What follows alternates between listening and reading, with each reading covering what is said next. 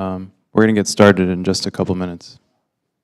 But if you haven't yet, help yourself to food, drink on the side there.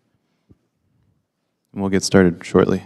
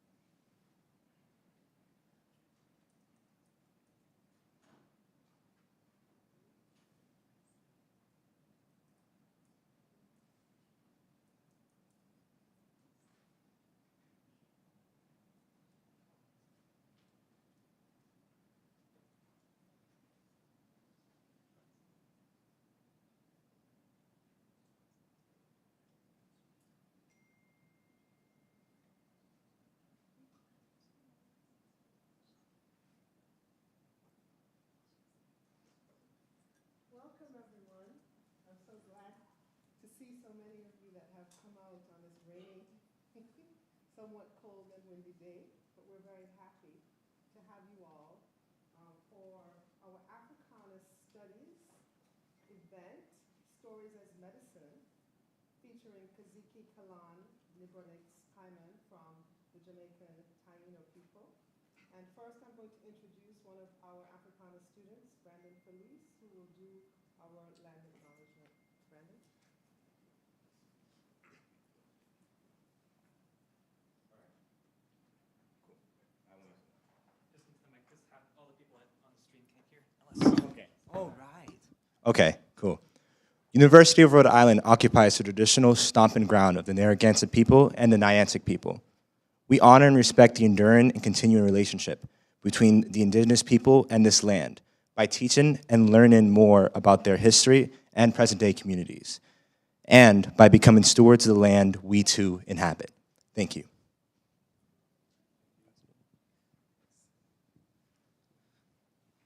Okay, thank you very much. Okay, I'm going to say a few brief words about our chief, Kasike, Kalaan, who is here with us today, and a couple formal things, some informal things, and then I'm going to introduce an elder from the Narragansett Nation who's going to further introduce our guest. So, Kasike Kalaan Nibonrix Kaiman is a Taino medicine man who was chosen and appointed, I'm so sorry, I hate using my phone, and appointed Kasike, a Taino chief, for the Yukayeke Yamaye Guani Jamaican hummingbird Taino people. So, and in Stories as Medicine, he will address things to do with climate change, the disconnection with the environment, and cycles that disconnect us, which we need certain kinds of reconnection for the possibilities for healing and moving forward. I wanted to say some informal things about how we know each other. I have worked for years in a small community in rural Jamaica in the parish of St. Mary called Woodside, which I got connected to because of an elder there who works on the history of enslaved Africans in that community. And over the years, we discovered that there was also a significant Taino sacred sites in that community that were known to the people, the enslaved Africans, the descendants of enslaved Africans in that community, even though we did not recognize at the time the significance of those sites to the Taino culture, which was intertwined with the Maroon culture on our island. So we met, and I've been involved in that community for about 20 years, and we met recently because we've been working at the intersection of those connections, and in conjunction with a professor from the University of Northeastern, Chris Manjapra, who was also working on the enslaved African portion of this. The three of us had a residency in Massachusetts at a place called the Manship, where we were continuing to have these conversations. And one of the things that emerged from this was making sure that there was a possibility to bring Kasike to URI, and also to just open up those possibilities and connections. At this time, I'd like to introduce Elder Hiawatha Brown from the Narragansett Nation, a medicine person from the Narragansett Nation, who will then further introduce our speaker. Thank you. Thank you. Greetings to all. My name is Hiawatha Brown. I'm a member of the Narragansett tribe, and I'm also part of the medicine family. We have a responsibility to our indigenous communities to acknowledge them and respect them as the medicine and the traditional values they bring to this world. In different parts of the world, there's many parts of modern medicine that the derivatives comes from our locations and our homelands. And now seems to be more of an opportunity for people to make money rather than to cure medicine. So when we speak of medicine, it is not only dealing with the medicinal healing, it's also dealing with the spiritual healing. I've had the benefit over the last 2 years to meet Kasike Kalaan, and also had the opportunity to sit and talk with him.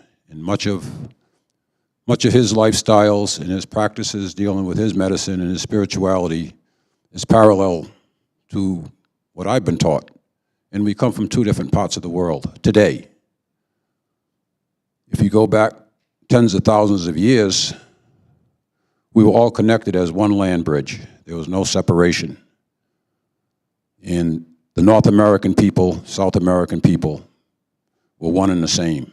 Island people, we were one and the same. We were the indigenous people of this world. And as the world split apart, so did we. But as we look at our ancestors and the connection we had with our spiritual guidance, which for me, for my people, is called Katantawit. We are not Christian people, we are traditional people, and our religious beliefs are more centered around our spirituality rather than honoring any particular thing. Our religion, everything was encompassed within our religious beliefs. So to have the opportunity now to welcome a spiritual leader, a medicine person in the lands of the Narragansett, it gives me great pleasure because, again, this is part of what I do. As we move forward in the ensuing months, there's many ceremonies that we do at the first part of the month, first part of the year, and it accumulates in our seasons of harvest. So August is our first harvest, October is our second harvest, and that's when we have our two greatest ceremonies. This year, for the Narragansett tribe, will be our 349th recorded event at our Green Corn Festival and Powwow. It's the oldest recorded powwow in the country. And hopefully, Kasike, Kalaan will be available. In the last 2 years, we have had a delegation of Taino people. 2 years ago, we had about 80 of them. Last year, we had 55 or 60. And again, they come in and share their rich history and culture and tradition, ceremony. The lands of the Narragansett is ancient. When you speak of the learning institutions such as you folks are sitting here today, this facility or these buildings are built right on many of the graves of my ancestors. So for me, this is a bittersweet place where I'm standing today. But we've done our ceremony and we've done our reckoning, and all we can do now is move forward and understand or help make other people understand. And part of these learning institutions is to share our rich history and tradition and culture. University of Rhode Island's, I don't know the exact age, but 125, 120 years old. My people are 40,000 years old in this region. Science says we've been here for 12 or 15,000. Well, carbon dates and other significant historical and ceremonial places outdate science by twice the amount. So again, coming to this place of learning, I would hope that you students and the faculty would take the time, embrace themselves with the rich history of the Narragansett people. And that doesn't mean we come to you, that means you come to us. We're down the road 5 miles. And I've never seen anybody come to sit down and ask questions about who we are. It's overdue, because there's much to be learned. When you speak of climate change, that's apparent to all of us. But the science behind climate change is not accurate. The science behind climate change has been defined and identified by the indigenous people of the northern part of this hemisphere. Not by science, by tradition and culture and ceremony. I could go on and on and on, but this isn't about the Narragansetts today. This isn't about me. This is about the introduction and the welcoming of a ceremonial chief in the lands of the Narragansetts.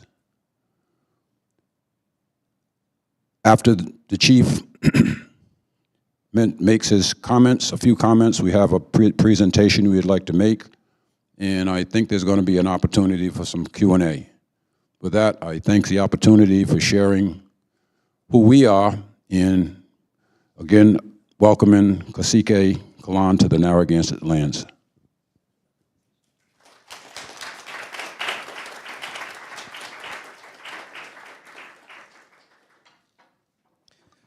Usalu kalida yukuno. Nibonrix kaimandiri kasike yukaiki yame wanidaka. Ikonia wakia yaka wamun waperitono. Wailino. Greetings, my relatives. My name is Nibonrix Kaiman. You can call me Kalaan. I'm chief of the Jamaican Hummingbird Taino people, and today we're here to honor those who came before us and those who will come after us. As representative of the medicine family of the Narragansett people shared, Hiawatha Brown, it is an honor to be here on their ancestral lands, and I too want to acknowledge them and give thanks for the opportunity to be here, to share knowledge, wisdom, medicine, to exchange, to enrich the lives of those who are present, to have my life enriched as well. I give thanks to our indigenous relatives from various communities and Yukayekis that are here and present as well. Our relatives here from Borinquen, Puerto Rico, and Kasike, Dominican Republic. I ask permission of the spirits of this land to call on the ancestors, those that are with me, so that what is shared in a good way. So in so doing, I invite you to join, if you feel so guided, as I call my ancestors, as we do in our tradition, on my island home in Jamaica, or call to the sacred directions. So start with facing the south. Wariko, wariko, waria, wabonito, busikati wa kiritima, buhuyem.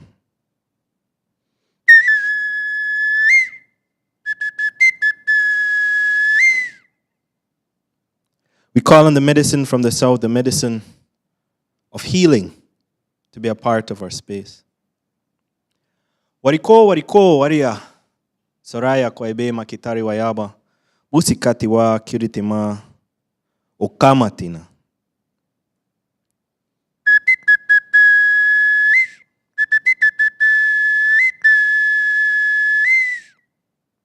From the winds of the west, we call upon the medicine that comes from where the sun rests, the ancestral realm, the medicine of understanding which comes from listening, and hankatu.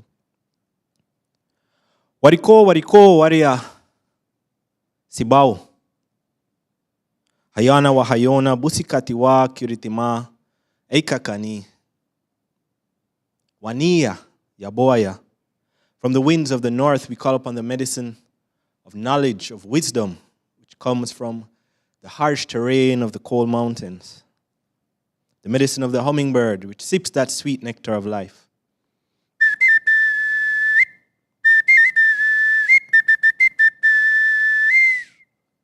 And hankatu. From the winds of the east, we call upon the medicine that comes from the path of the rising sun. Wariko, wariko. Iguana bonya, busikati wa kiritima, ako, bonyael marahu, mauti atihuel.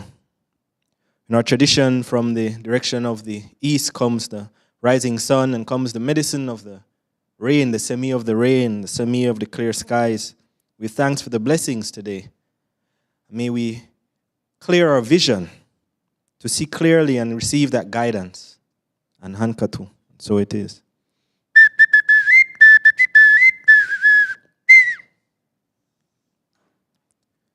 We honor the earth, atabera, itiba kahubaba, mamona, apito wakar, hahomu nikonye, hahomun, wayukunu, wa Taino, wa Yukayeke, busikati wa ikakani, wa mun, wais. Mother Earth, we give you thanks for this moment to connect with our family, with our kin, with our relatives from various nations and communities. May our hearts be nourished. And hankatu.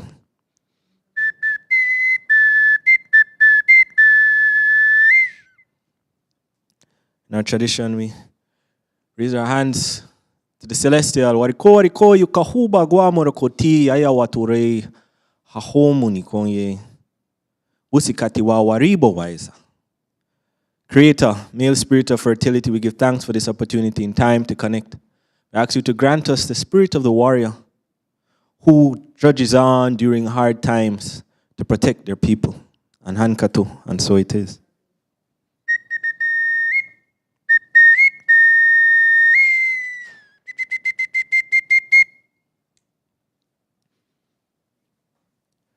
So today I'm sharing about stories as medicine.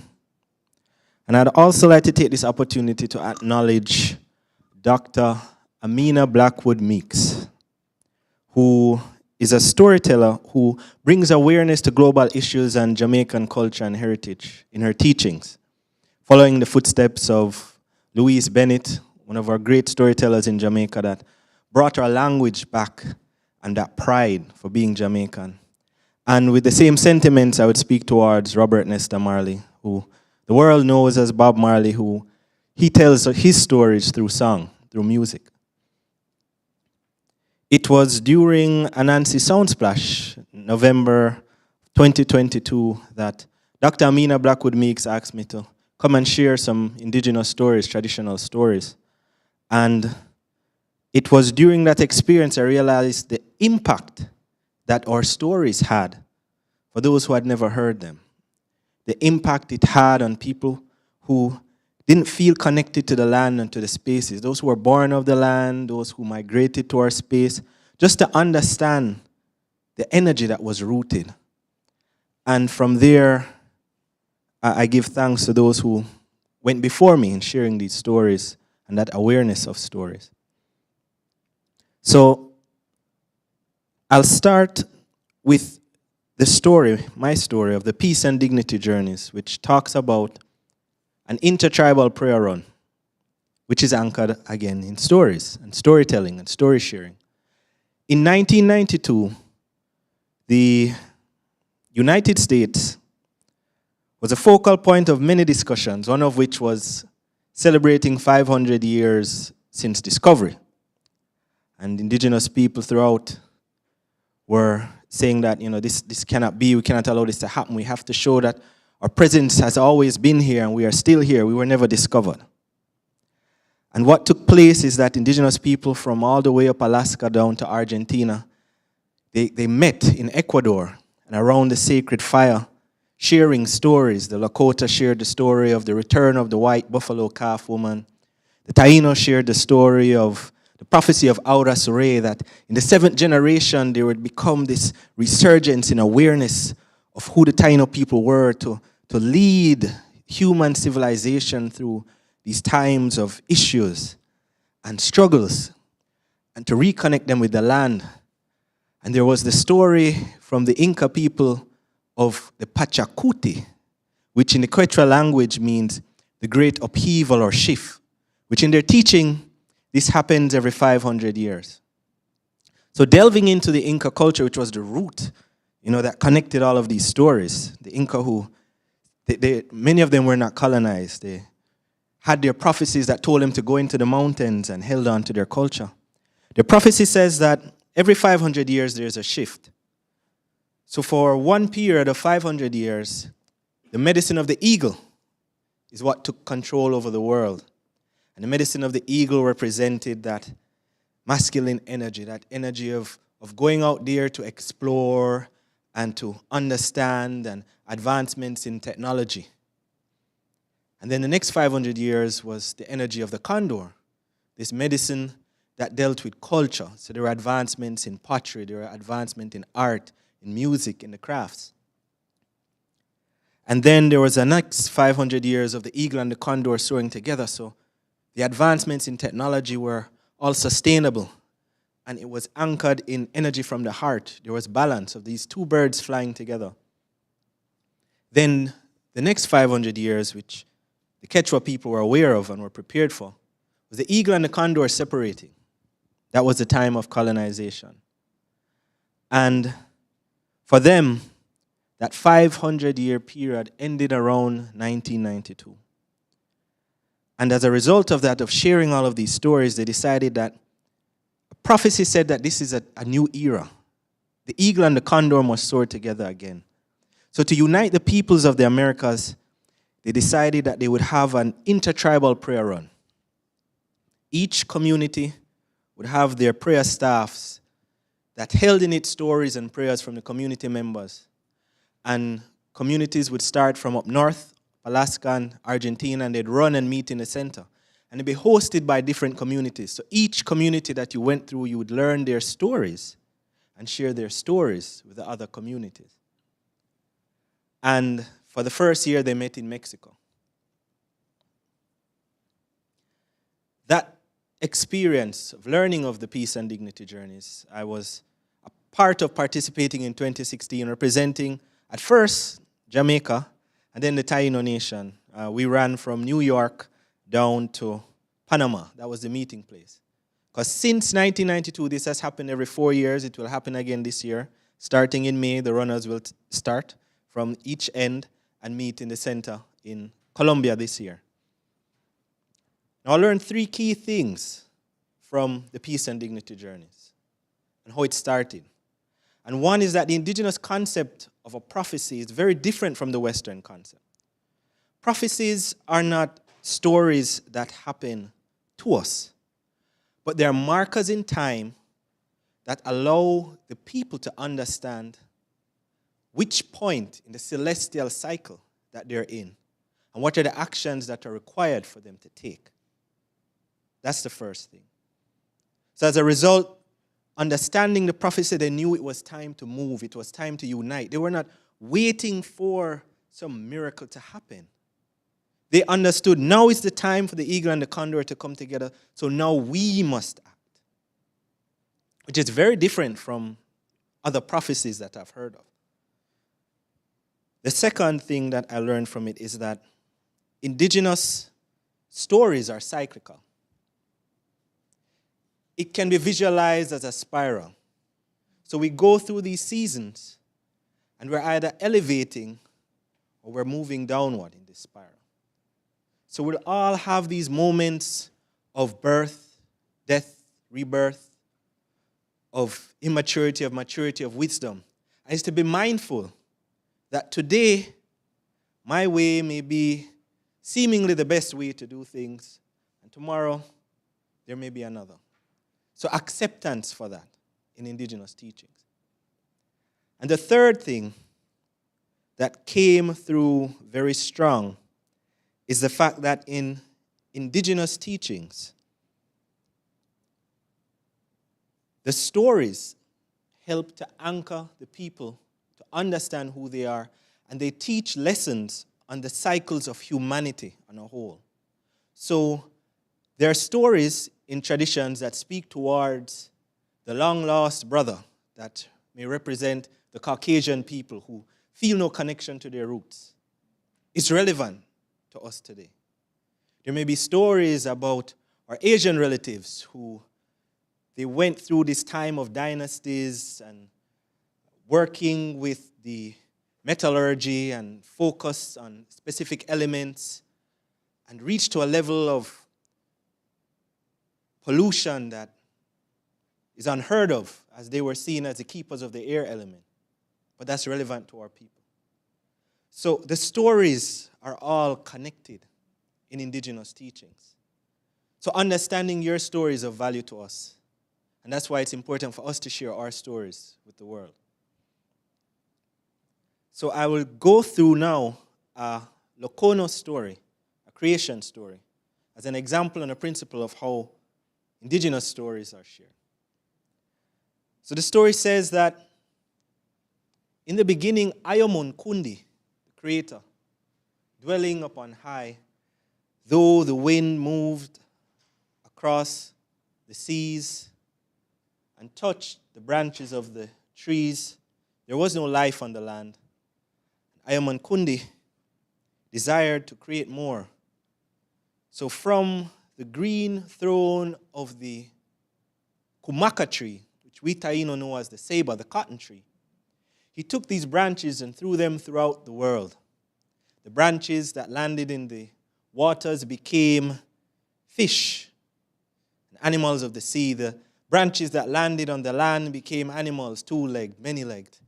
The branches that remained in the air became the fowl of many kinds, eagles, condor, all winged ones. At this point, the whole food for everyone was fruits, and all that was consumed was water. And the children of the beast and the fowl lived together in harmony, and so did mankind. And after time, the ever-curious Wadili, there's always an ever-curious spirit, saw the daughters of man and how they were fair, and took of them wives, and taught to these the 3 mysteries yet unknown: hunting, fishing, and tilling the soil. Thus was the creation of the Lokono people, who strangers call the Arawak. Now, as time would have it, people forgot their stories.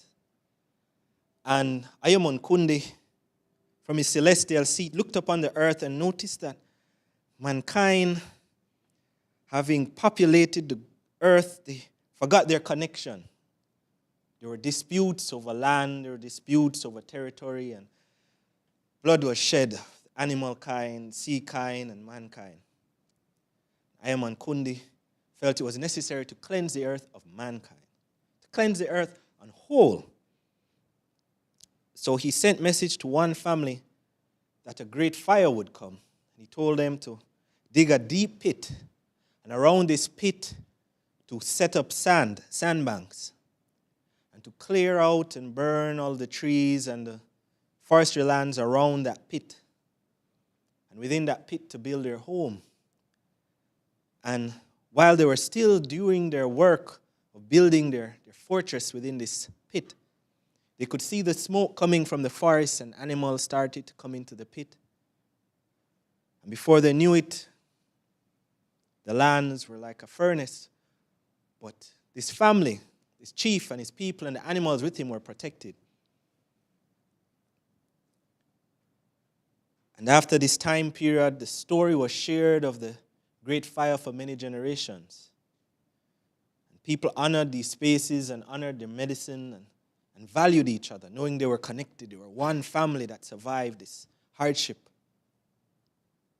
Time passed again, and mankind forgot who they were. Feeling distant from each other, the atrocities took place again.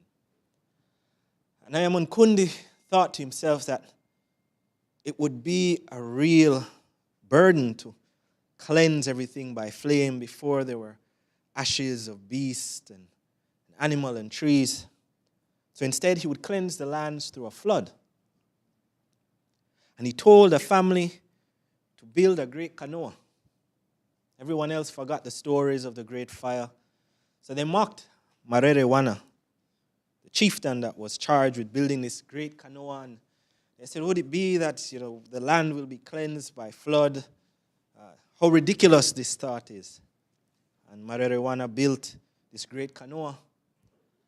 And he cried out to Ayaman Kunde, I may drift away from our lands that our family has held for so long and have had our ceremonies. How will we stay anchored when these waters have taken us over the trees? And Ayaman Kunde told them to fashion a rope out of leaves and use it to anchor your family to the kumaka tree, the saber tree, the silk cotton tree. And in so doing, the floods came and they left. They were anchored to their lands. They were able to populate the space again. Many generations remembered the flood, the signs of the flood, the medicine from the flood. But again, the people forgot who they were.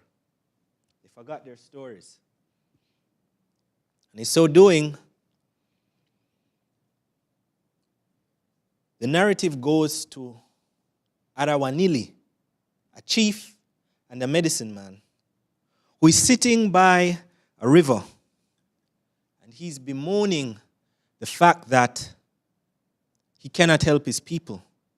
The great Yahweh, evil spirits of illness, of sickness, are all throughout the land, and he seems helpless. He cries over this river, saying if it were men, he could slay them, but what can he do against these spirits that are burdening his people? For now, his people are going through a famine. There has been no rains. And while mourning, in our English language, the term is a water mama, spirit of the waters, comes to him and asks, why are you mourning? Why are you crying here by this river? And he says, my people have lost faith in me. I've tried all that I know, and I'm unable to help them. There are no rains, and this illness fills the land. The elders and the children alike are passing away. There's this sickness, this plague. And Orehu, the water mama, tells him to take this seed, and after months a tree will grow, and to bring to me the fruits from this tree. And I will teach you of new medicine. So he takes the seeds, and after several months pass, he returns. And Orehu teaches him to cut the fruit of the tree in half and to cleanse it. For us, this is the higuera, the calabash. The medicine from the inside is to be used for ailments of the skin. And the container can be used to have your meals and to give your offerings. And she teaches him to cut holes within the fruit. And he places within it stones gifted from the spirit of the waters. And she crafts for him a shaft to place within the fruit.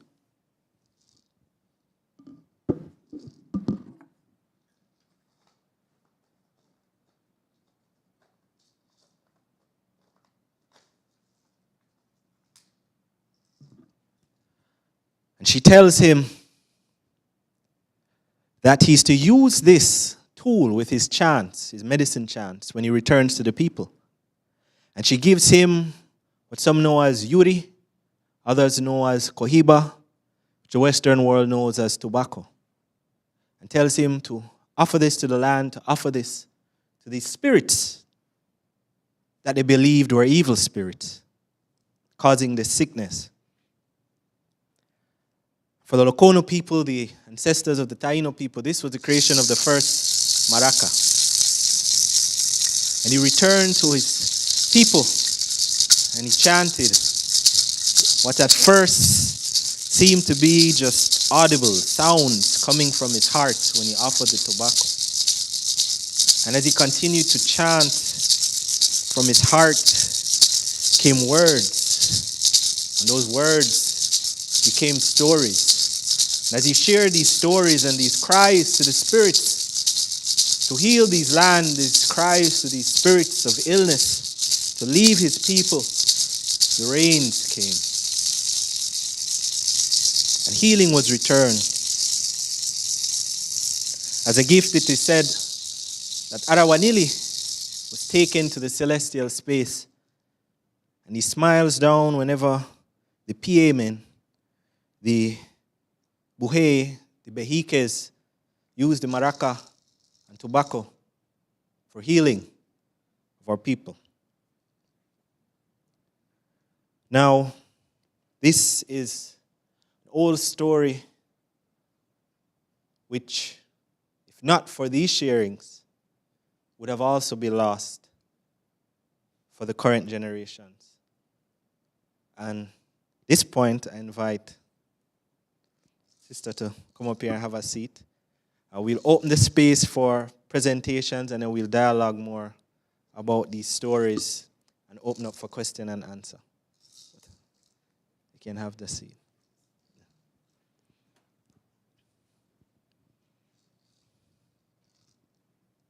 So Elder Brown and Kasike, I know you had presentations you wanted to do. So. We're just going to have a little bit of a conversation before opening up to the Q&A.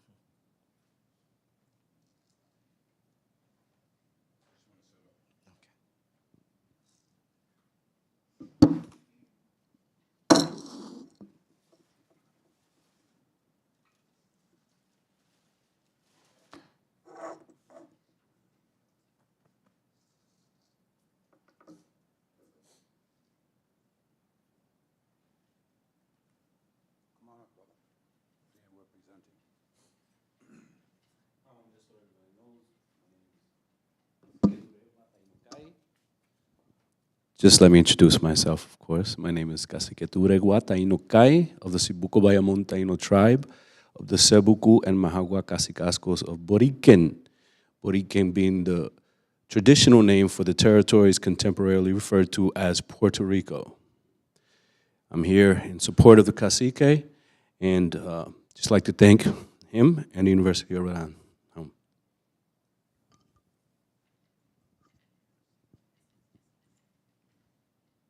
Well, I'm back again for another part of this very important acknowledgement and presentation.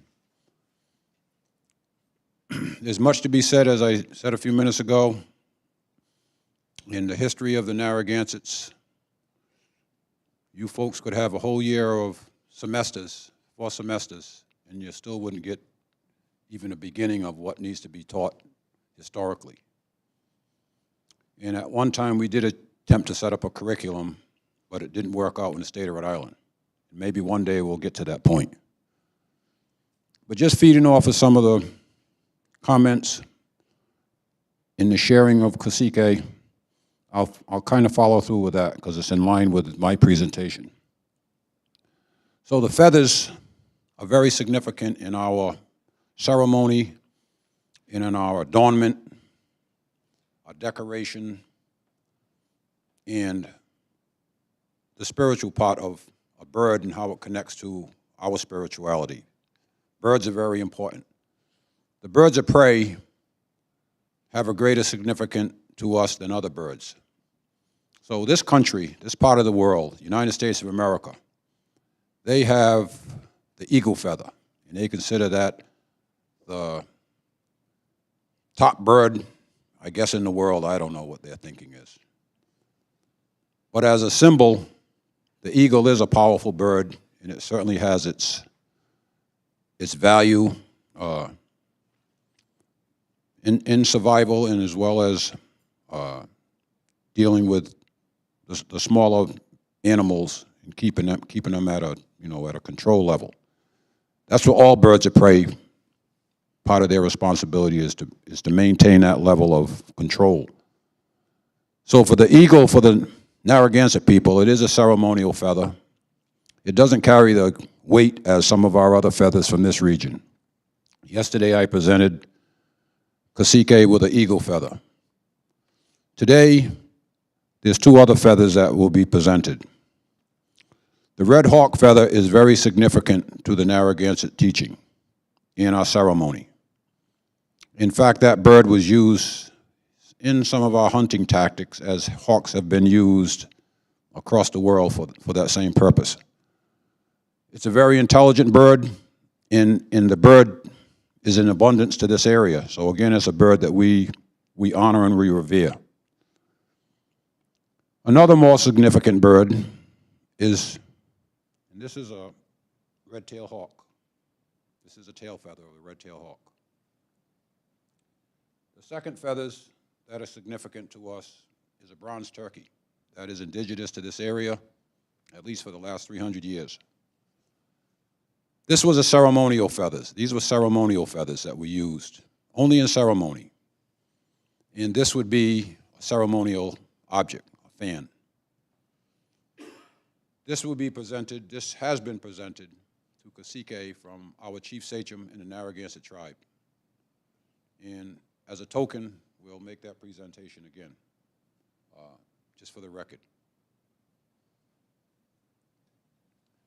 So on behalf of the Narragansetts, we honor you with this fan of the bronze turkey. This fan you can use at your behest, or you can put it away and honor and protect it, however you choose. But this is on behalf of the Narragansett tribe.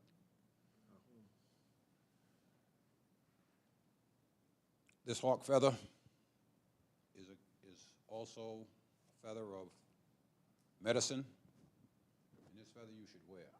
You should wrap this feather and wear this when you're in ceremony. And when you're not wearing it, hang it by some of your other ceremonial regalia.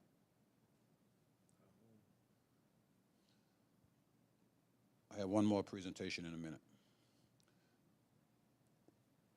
The last feather, but not least, was one of our most significant feathers, which was the crow feather.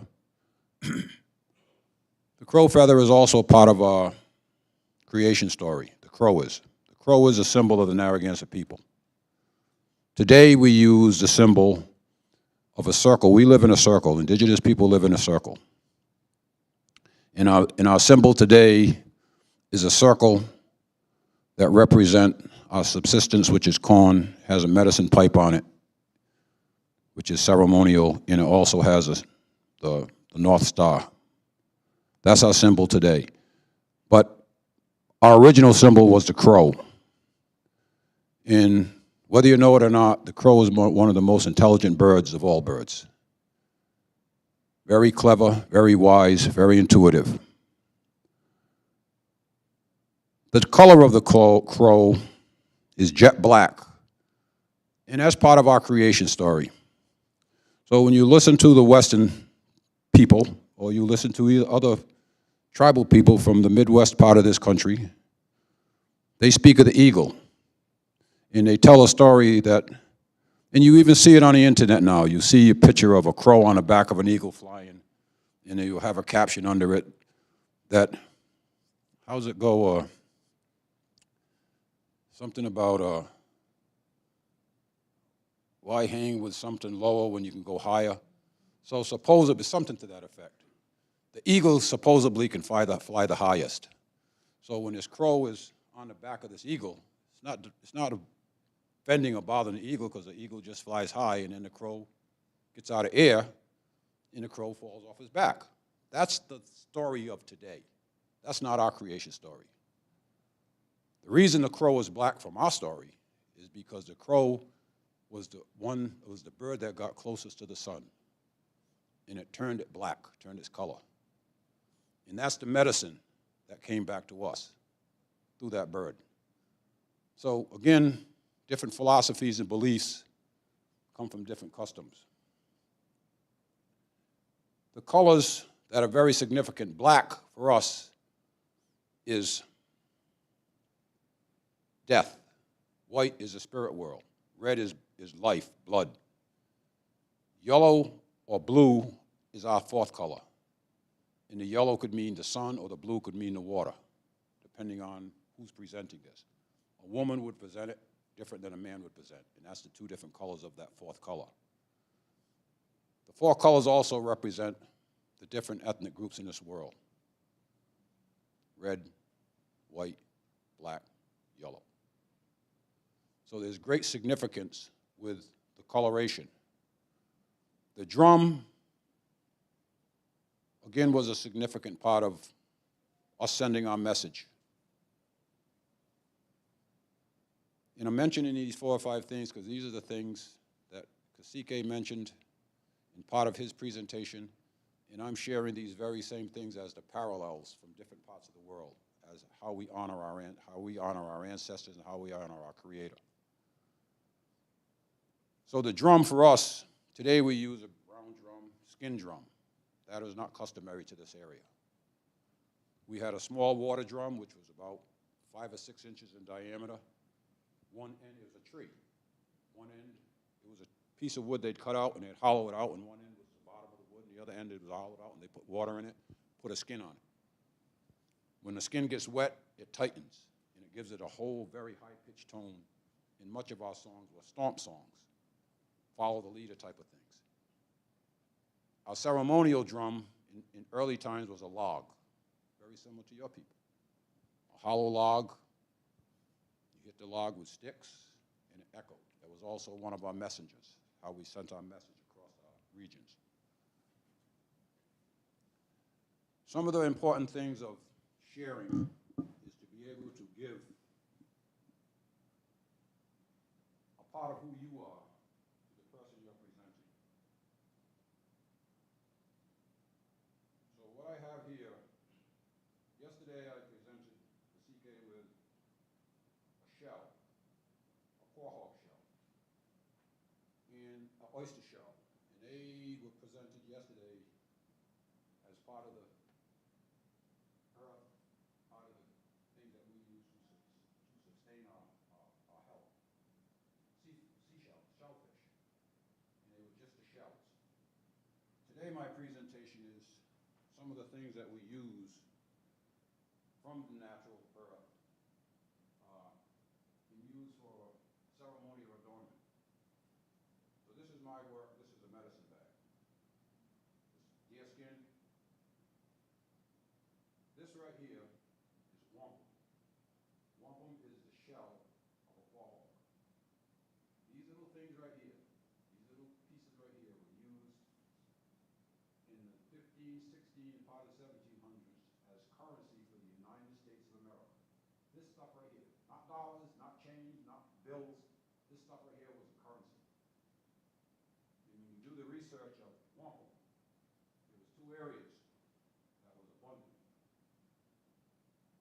One was Narragansett country, and the other was Pequot.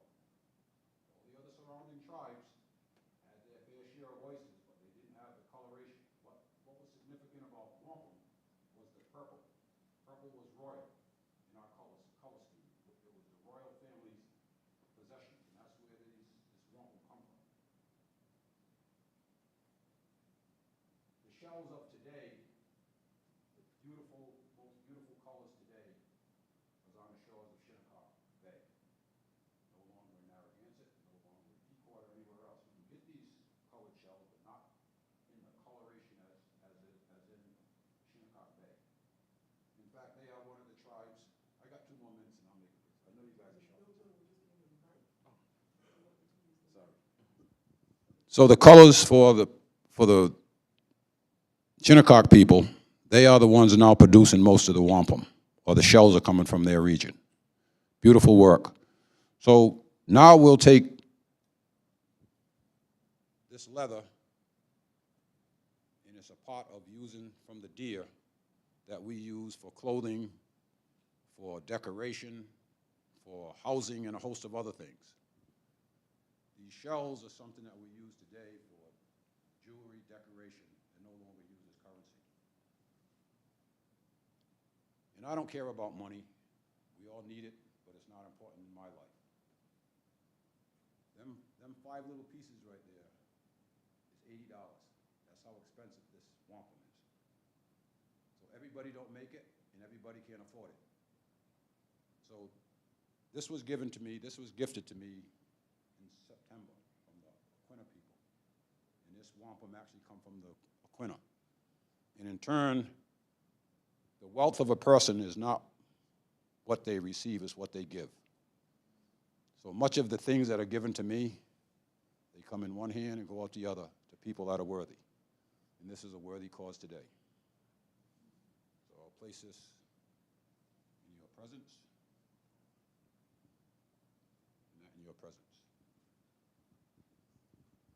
And that concludes my presentation. I would like to close with a song when everything is done. But I'll pass the mic to the next gentleman. Thank you very much. So, good evening. I wanted to present you with a couple of items that were particular to me, particularly important to me because of how they came to me. So oftentimes, there's questions in the soul, especially in that of leaders.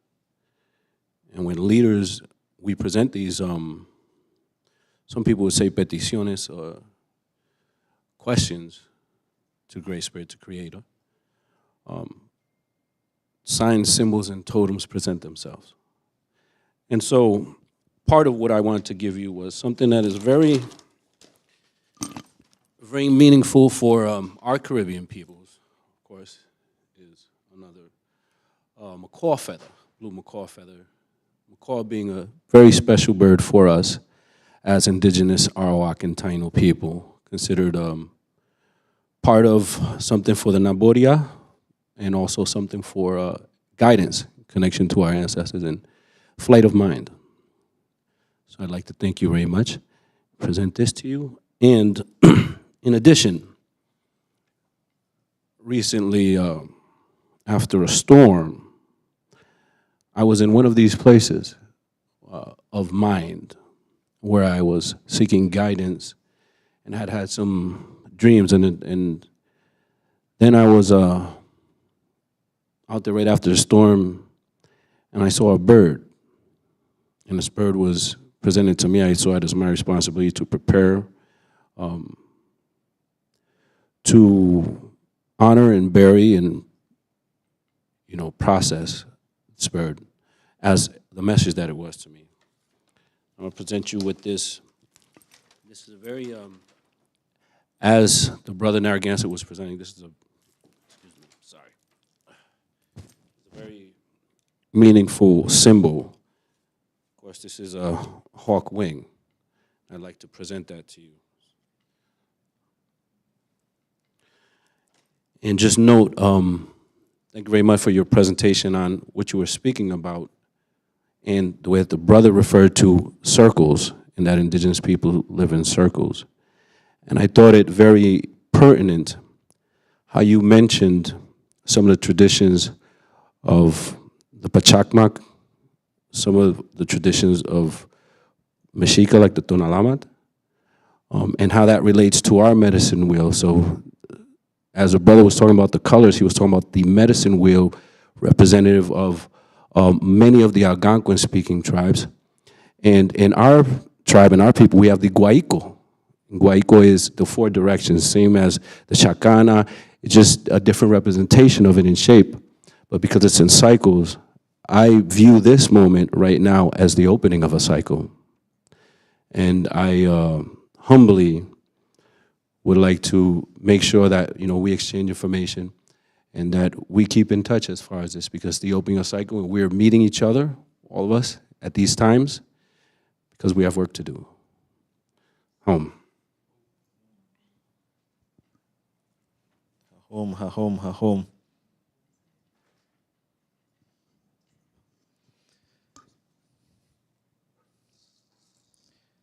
So I really appreciate the gifts offered in ceremony, and it really connects to these cycles and these stories. None of this was organized for this event.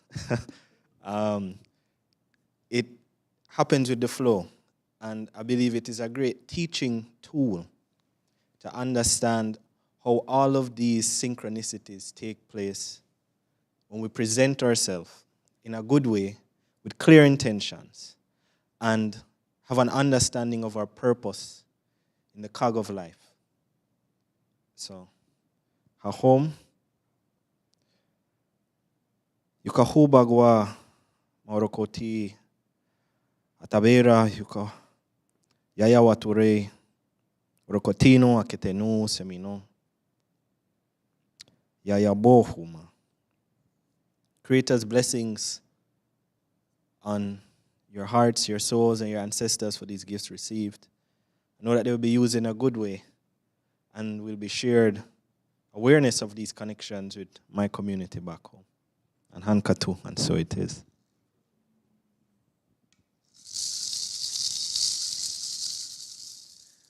Thank you so much, Kasike, and thank you very much to the chiefs and the elders that have come out to support. We really, really appreciate this. And I'm particularly happy because I think that a lot of times us in Africana studies, who may not necessarily have an indigenous background, don't always have the opportunity to reason, in these kinds of directions. I wanted to ask 3 quick questions, and then I'll open it up for others. This comes out of conversations that we were having before. One was, I was hoping that you could explain the significance, if you can figure out a way to capture it, since I didn't go into it before, of Atabe in the community in Jamaica. And then I'll let you start there, and I had 2 other questions, and we open it up. All right, so the community in Jamaica that she's speaking of is Woodside. And there, it's, how best to put it into words? The lands have stories, and those stories grow and evolve and take shape and form and life of their own, and we're conduits for it. So the story of Atabe was lost in time, during plantocracy. And what happened is that this sacred site, this sacred petroglyph that resides in Woodside, was being honored by enslaved Africans there, and took on other shape, took on new stories.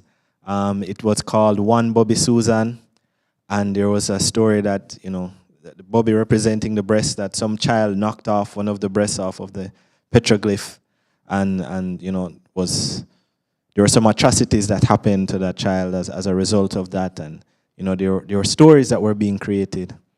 And I'll take this opportunity to thank Kasike Roberto Mukaro of Yukayeki Wainia, who was able to visit the community, and in visiting he shared with them, that this is actually Atabe, especially being Taino site. This was a representation of the sacred mother, the mother of waters, the mothers of rivers, and the community had this awakening and the shift that happened so radical, so swiftly.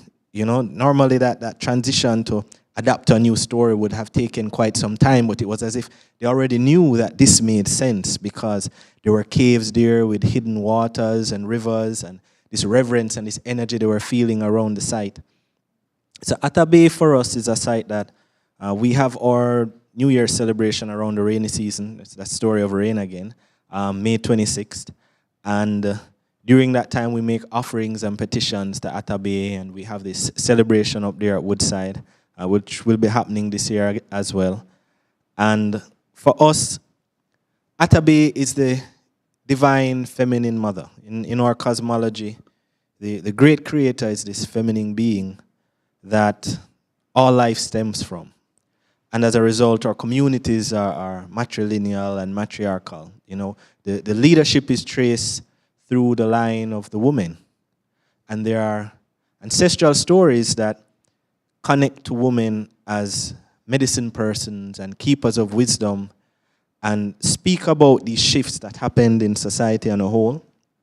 I'll touch on brief points of one of them as it connects to Atabe. That there's a story of a chief in ancient times when our people roamed the celestial and weren't confined to a body of land. And during that time, the Kasike Wahayona, he required some medicine to heal himself, his wounds. So this is a Taino story. And each person that he sent out of the cave to go and fetch this medicine, they were caught by the sun. So daylight caught them and they were transformed, which in itself has symbolism.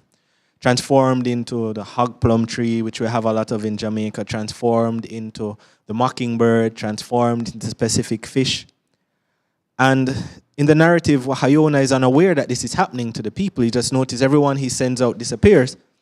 He grows frustrated, and he takes all the women with him on the canoe and the chief at the time. And while he's out on the canoe, he tricks the chief into leaving the canoe, and the chief, where he exits the canoe into the waters, where he's pushed into the waters, that chief's name is Anakakuya, which means the central star, which is a star which guides our people today. So we know this is a celestial story, you know, a cosmological calendar. And he leaves the woman at an island, which is known as Matinino. So that again touches into this story of, you know, this island in the Amazon of only women, which we hear mention of in different cultures and different spaces from colonizers. And Wahayona, he notices one woman off the shore of another island, you know, assuming this is one that he didn't drop off. And she asks for his assistance, and in helping her, she returns a favor and she carries him to a wanara, which in our language means a place apart, a place of healing. And she heals him of this ailment that, you know, for how long he has been trying to find this medicine. And when she heals him, she also gives him Siba, sacred stones, and the wanin, the medallion worn by our Kasikes and our chiefs, and he returns to the people and he teaches them about these stones and about metallurgy in sense. And we learn that Wabonito, when you understand the language, that's why language plays a very strong part in stories. Wa in Arawakan as a prefix means or. Bo, in the middle of a word, represents great. Ni is water, and to is suffix for feminine. So Wabonito literally translates as or great spirit of the waters. So here we have another story of another water mama who is healing someone who in turn heals his community and brings back the medicine. So you can see the parallels between the Lokona story of that water spirit and the Taino story. So you see the significance of Atabera as the mother of all waters and the medicine that flows from that, and the significance of that site in Woodside as a healing site, not only for Yame Taino, but you know, Taino of the diaspora and a whole. That's really beautiful. And I know you had said that when you did the prayer run, the staff was blessed there, right? It had to start at a sacred site. So I have a question, which is, and I'll probably just ask this one so that we can open it up in the interest of time. So in my part of the academic world, when people talk about climate change, because of the science around the melting of the ice caps, right, and the heating up, right, of the environment as a result of various industrial pollutants, that, therefore, one of the things that will happen is the rising of the seas, more violent storms. I'm not doing a very scientific recounting, but the reason I'm bringing this up is that when people talk in literature about the Anthropocene, they see it as the end of things as we know it, right, in relation to these imbalances. So my question is, from your particular Taino perspective, how do you see these things, and what would you say to someone who's actually deeply demoralized, right, about the impending future as it has been presented, right? Because often the idea is if all of the nations were to agree to help to cap emissions and various things, then maybe we could, right? But it's sort of, some say, no, it's too late, right? Where do you enter this conversation? All right, so this touches on the medicine of stories now. So in the stories that are shared, the common trend is that everything was cyclical. There were moments when society on a whole knew who they were, and there were these advancements. So it's like an inhale. And then there were moments where society forgot who they were. So there's like this pause. And then there were moments of this cleansing, which brought back that awareness, which was like an exhale. So everything happens in these cycles. And when you have an understanding that these cycles are happening, some of these cycles are global. I mean, everyone here has heard a story of a great flood before, and we're here, and there's this continuity, but there's a shift in the consciousness of the people. It's the symbolism of a new age, a new era. In the Taino story, the Lokono story that I shared, there was a cycle where there was a pandemic, and we all recently went through something similar, right? So again, these parallels. So it's that awareness that because life is cyclical, we can look at, as you shared, the end of things as we know it, but not the end of things in completion. And what that does is create this space for a new awareness. If you're going to tap into theories and possibilities that are coming up, I'd say the most hopeful one is these joint prophecies that are coming up from indigenous people, because we see that the world is in this period of this climate change and disaster and looking for, some would call it climate mitigation or healing. And at the same time, while these things are taking place, there is a resurgence in indigenous awareness that's parallel. Now, we're all on this planet together, another concept from indigenous teachings. And as Elder Hiawatha Brown shared, the medicine wheel shows these different people and these different connections. So we're on a living, breathing planet that wants to survive these issues. So when the ailment is rising and is becoming aware, then the medicine will rise as well. And I think it would be important for the world, including academia, to pay attention to the indigenous movements. What are the indigenous people saying now? Google it. They're talking about the pollution. They're talking about oil spills. They're talking about access to waters. They talk about sustainable ways of living. They're talking about how we can heal our communities, and from healing our communities and our sense of identity and our relationship to the land. They're talking about balance. And I understand that for the Western world, this concept of looking within and healing from the microcosm affecting the macrocosm, seems foreign, but the knowledge is in those who have the longest track record of successfully being in balance and maintaining and keeping our spaces.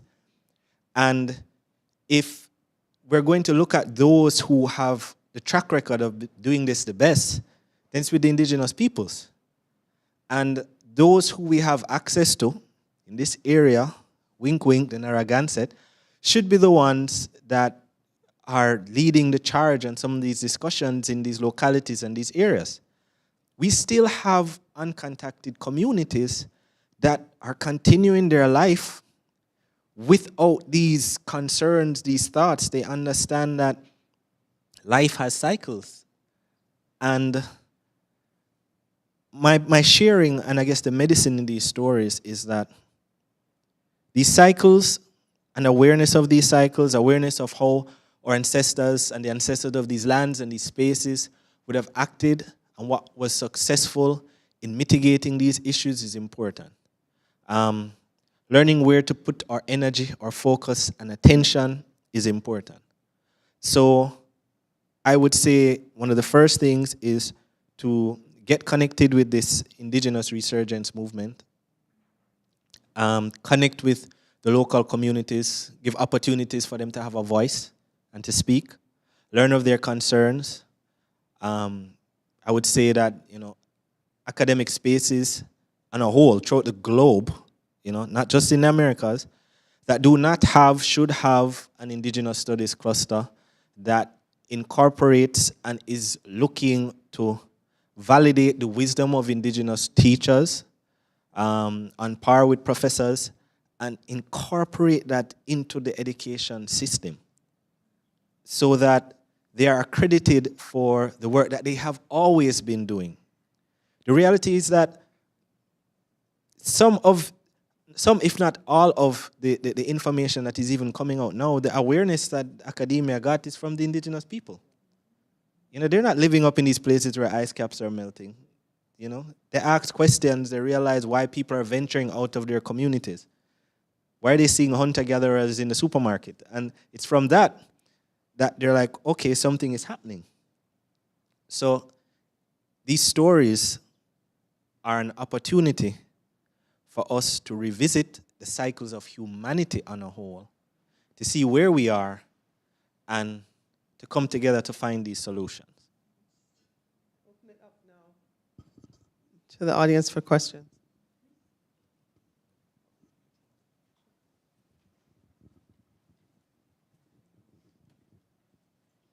I'll pass it to you. Hello. I'm really interested in knowing the name of your native language and for your people. And what have you done to practice your language and keep your language alive?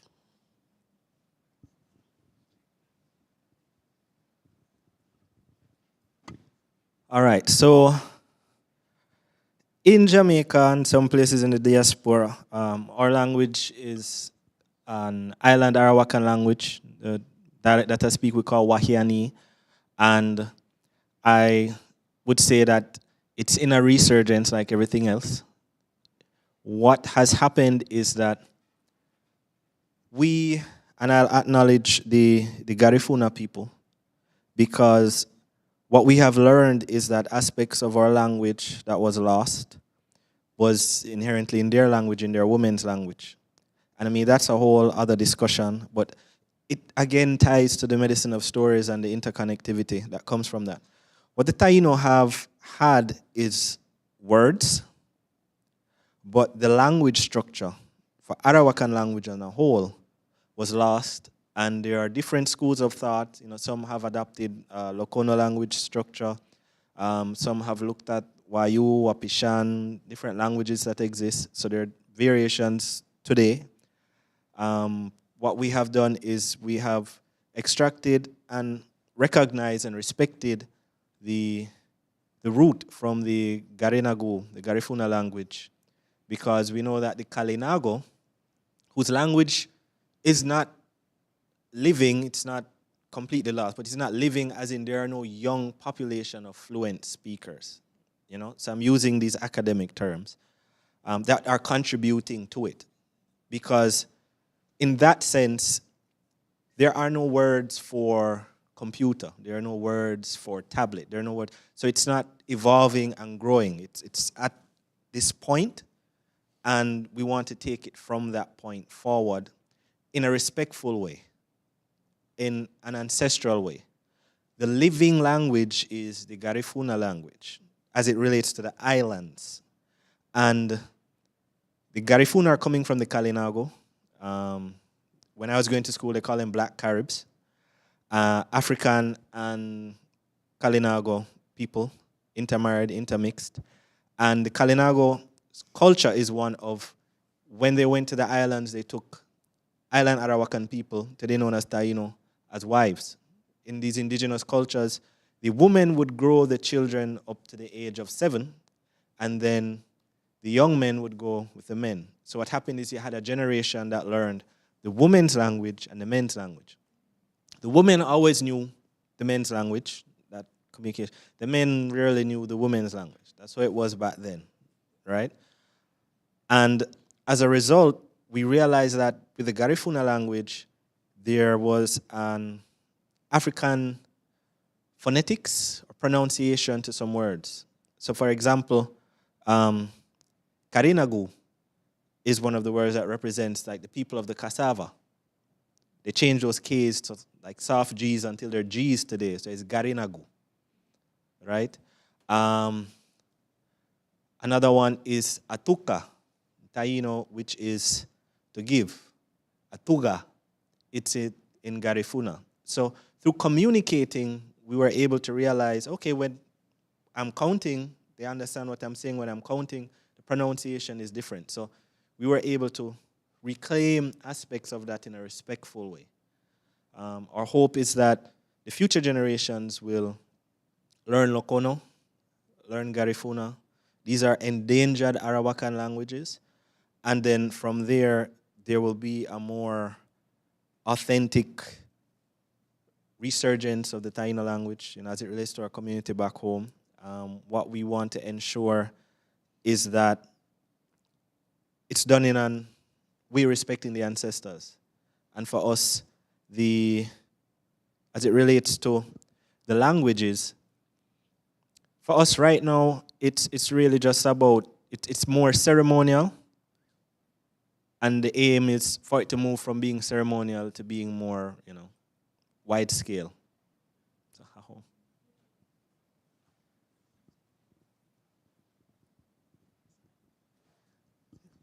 we'll just take a couple more questions because unfortunately, Chief has to go and catch a train. Two things. I wanted to ask you, in Jamaica, are you familiar with if there are Iguana Buena caves? Because I know that there's been historical reference to folks talking a lot about Cuba and Iguana Buena in Cuba, but I know it's all over the Caribbean. And each island has its own kind of story about that when it comes to rain. And I would also like to say that just my commentary on what you were saying as far as uniting and looking back to the indigenous cultures. And since it's a collection of students, I just figured I'd mention this because I know this. One of the ways that a lot of indigenous peoples and kind of urban Indians, people connecting now as urban Indians, just like you were saying, in the supermarket, just carrying traditional culture, comes back to something called Buen Vivir in Spanish, or Sumac Cumaña, or it's a Quechua word, but Sumac Cumaña is believed to be like this practice of Buen Vivir, but it's also a socio-political ideological stance. And I thought I'll mention that so that, students that might be interested in studying about this, look up Sumac Cumaña, Sumac Cause. Those are just slight changes from the dialects that the words are derived from, but it's good living, Buen Vivir, and it's a socio-political economic stance coming from revival communities. But yeah, specifically, if you were familiar with that, can you comment on that? And also about the Iguana Buena caves, if you. Greetings. Yeah, well, art. So I also sit on the Council of Indigenous Ancestral Healers of the Americas, and on that I sit with other indigenous leaders throughout the Americas. So I'm aware of the good living principle that is used, and that's why I have a high respect. The first medicine teachings that I learned came from the Andean culture, and that's even another story for people to look up on the Quechua people and their traditions. Bolivia is a strong example of what does a nation look like where indigenous people are respected, and the concept of plurinationality. I think that is very important today because it touches on what we are dealing with all of this diversity. And in those nations with indigenous people, they're from different nations, but they accept each other and they understand this nation is of multiple nations. And they have ways of interacting which I realize doesn't necessarily work in the Western world. We're far from that concept, and it's the same in indigenous communities too. My community doesn't have, the Taino community on a whole doesn't have this concept of plurinationality down well yet. So that's the first thing. And yes, that's a good principle. I mean, they have Sumak Kause, they have Aini, which is, there's certain principles in the Inca culture. Aini is as I give, so I receive. Munai is from the heart, from the center of love. So, there are principles and teachings that guide them. Your other question about Iguana Boina Cave, sadly, there is more research that is being done into that. The situation in Jamaica is that we have two of our most sacred items at the British Museum. This is the semi of Marohu, which would have come from the cave Iguana Boina. Marohu is the semi of clear skies, and the semi of Boinael, which is the semi of rain. And both were found in a cave in Abukir Mountains in St. Catherine area, I believe, Mandeville, Jamaica.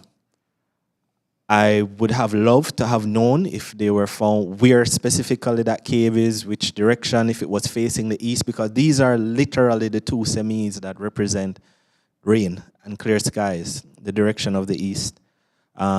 There has been discussions about having those return from the British Museum, that a lot of advocacy is around at this point in time.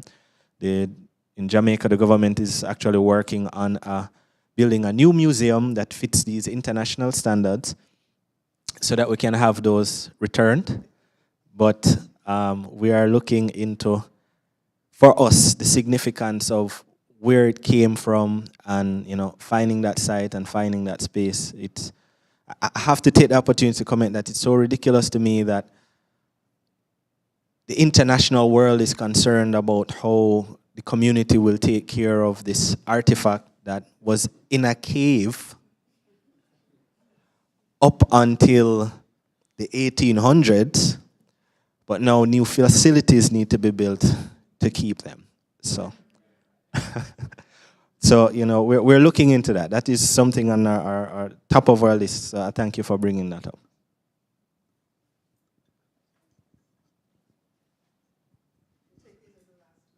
Okay, I'll be quick. So I'm Crystal Green. I'm a professor here at URI. I focus in communication studies with a joint appointment in environmental science.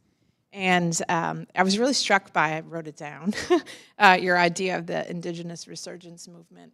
So I'm very active with the local community here. A friend of mine is part of the Narragansett tribe, and I've been working with her to develop a course. And I wanted to, I think Elder Brown's leaving, but ask about collaborating to create a course. I'll actually be in Jamaica in August. I've never left the country, and that's where I chose to go. So I don't know, I think collaboration could be really cool.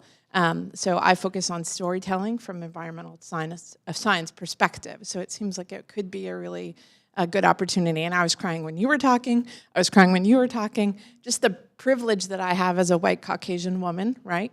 I feel that, and I know how I act and I behave, but I would like to say sorry, right? it is something I feel, right? It's something I carry with me, and I'm ashamed, but I'll do my best to go forward.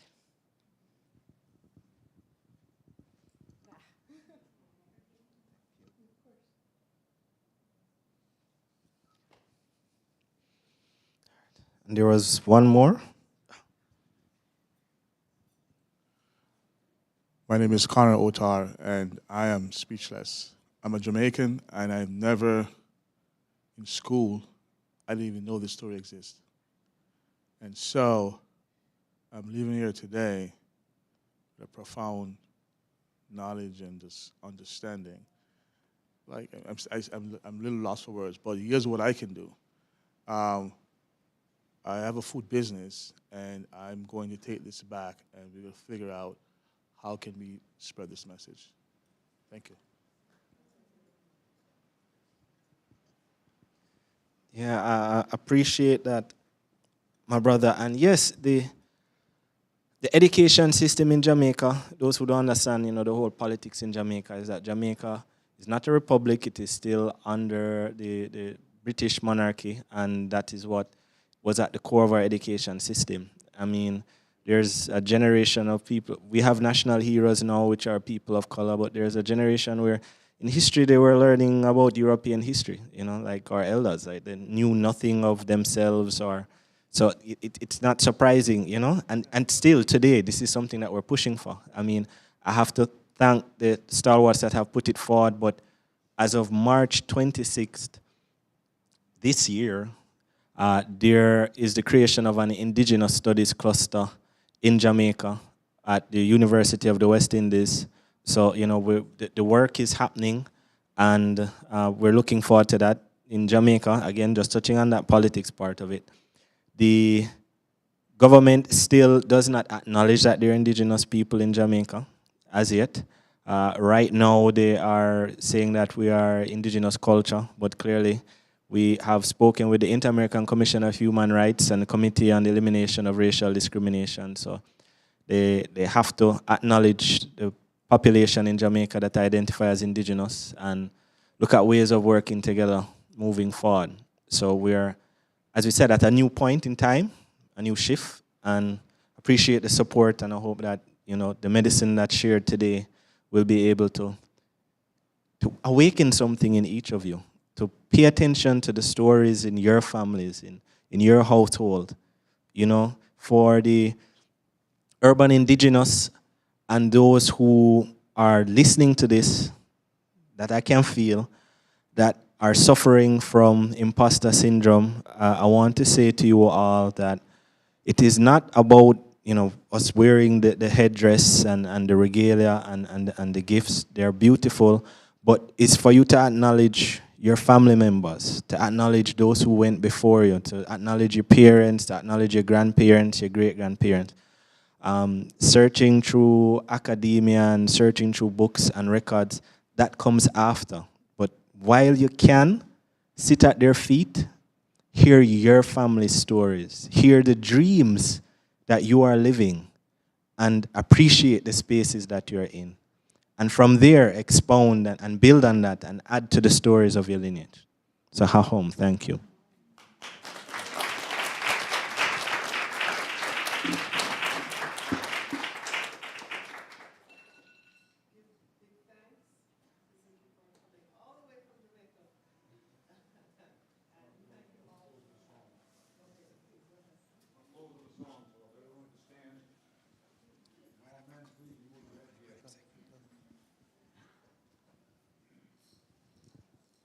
Translates to, yes, we live here, yes, we dwell here.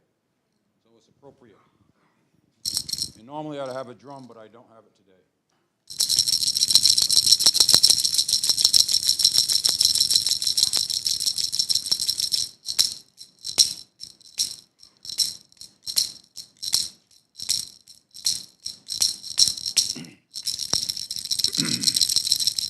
Yana Hawaii, Yana Hawaii, Yana Hawaii, way oh hey oh hey yo. Yana Hawaii, Yana Hawaii.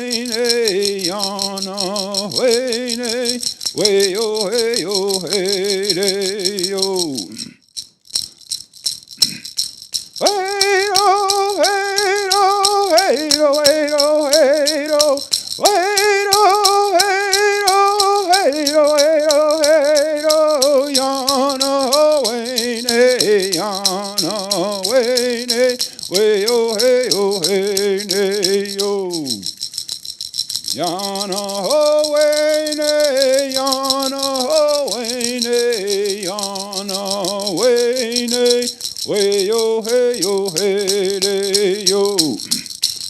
Hey do hey do hey do hey do hey do hey do. Hey do hey do hey do hey do yana hey ne yana hey ne way oh hey de ho. Thank you.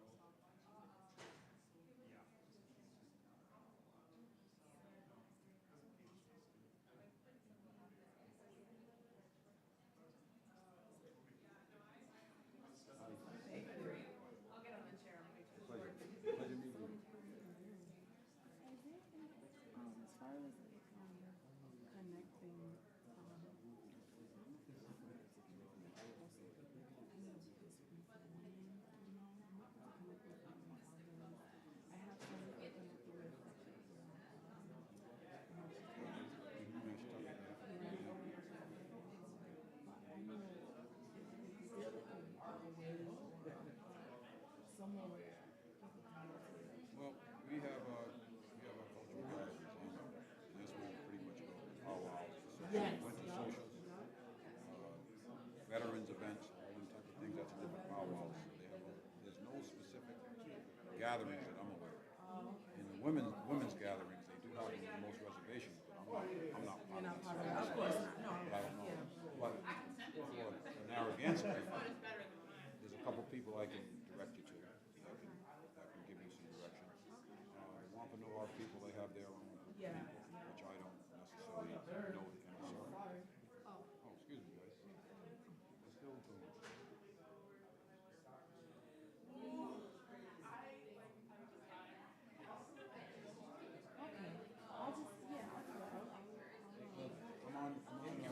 Let's go to Facebook. Hiawatha. Hiawatha, yes. August 10th and 11th is our annual August meeting. And we have a whole contingent of Apollo. We have a whole contingent of Taino people that are part of our program. So you're welcome to come. You're welcome to come as individual guests. So I'm sure when you get there, you can be part of the big crowd. So, and they are actually part of our ceremony. Okay. So I'm the chairman of the powwow committee and the master of ceremony. So I'm the one who coordinates and organizes all that stuff. So when you folks come, it's a Saturday and Sunday, but most of our people come in. They camp over the weekend. If you choose to camp probably in July, definitely by July. Look on the internet and you'll see the posters, the Narragansett powwow. I'm Hiawatha Brown. I am on Facebook, so you can look me up. And once you get me in the system, then we can exchange information. And let's stay in touch. There's a lot of things we do. I live in Newton, Massachusetts, and we do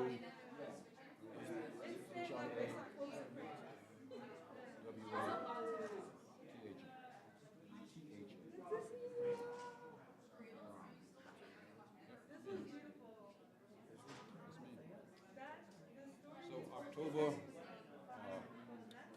Columbus Day. We don't celebrate Columbus no more. It's Indigenous people come. I'm also part of that committee. And it's our 4th year, and from year 1 to going into year 4, we went from 15, 20 vendors, and last year we had over 100 vendors. All indigenous, selling all their products or sharing all the information. And it's in the park.